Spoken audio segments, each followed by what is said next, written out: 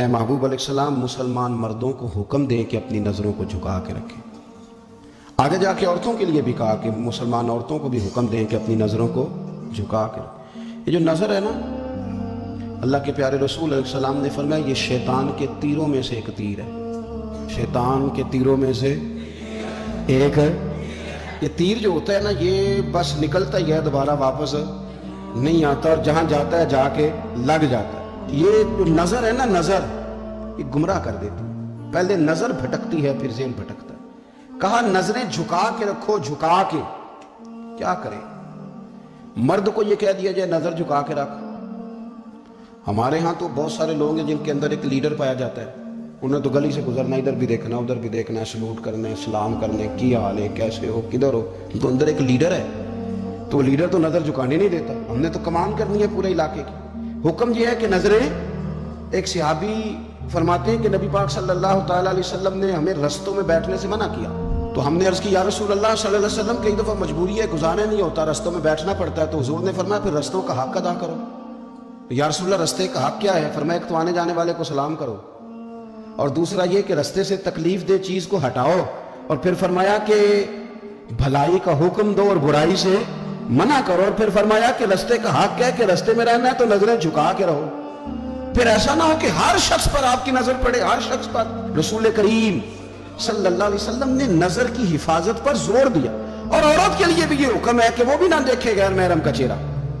اس کو بھی اگر شہوت کے ساتھ وہ دیکھے گی تو وہ بھی اتنی ہی مجرم ہے۔ عورت بڑی با پردہ نہیں، بڑی با پردہ ہے، مثلا کس طرح کی با پردہ؟ کہتے برقع پہنتی ہے اور سویرے نکل جاتی ہے بازار، ہے ویسے با پردہ، آتی شام کو ہے۔ عورت کا با پردہ ہونے کا معنی یہ ہے کہ برقع پہنے اور جہاں مرضی جائے۔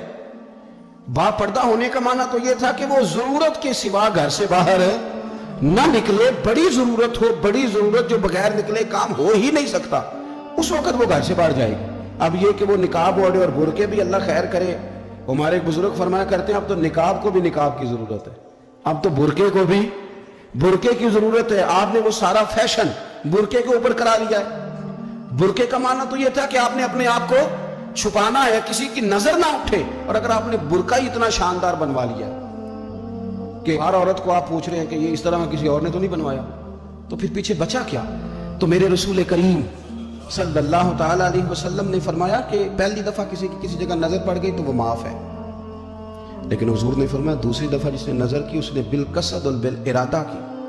آپ کو بتاؤں، جن لوگوں کی نظریں ناپاک رہتی ہیں ان کا حافظہ کمزور ہو جاتا ہے، جن لوگوں کی نظریں ناپاک رہتی ہیں ان کی عبادت کی لذت چلی جاتی ہے، جن کی نظریں ناپاک رہتی ہیں وہ لوگ ذہنی طور پر اور قلبی طور پر تھوڑے تھوڑے پریشان رہنے لگ جاتے ہیں۔ جن لوگوں کی نظر ناپاک رہتی ان کی کیفیت یہ ہوتی ہے کہ سب کچھ ہوتے ہوئے ان کا دل اچاٹ ہونے لگ جاتا ہے۔ نظر کی ناپاکی چونکہ یہ وہ والا نشہ ہے جس سے کبھی بھی پیٹ نہیں بھرتا، ذہن نہیں بھرتا، تو بڑی سنجیدہ عمر تک بھی معاذ اللہ تعالیٰ یہ گناہ بندے کا پیچھا نہیں چھوڑتا۔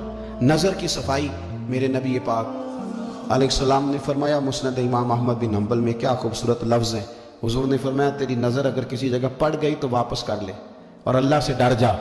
تو نے اللہ سے ڈر کے اس نظر کو واپس پھیر لیا، تیرا وہ واپس پھیرنا اللہ تیرے لیے عبادت بنا دے گا، اور عبادت بھی وہ جس کے اندر اللہ تجھے لذت عطا فرمائے گا۔ عبادت بن جائے گا، اور عبادت بھی وہ جس کے اندر اللہ تعالیٰ لذت پیدا کر دے گا، تجھے قرار نصیب ہوگا کہ میں نے عبادت کی ہے۔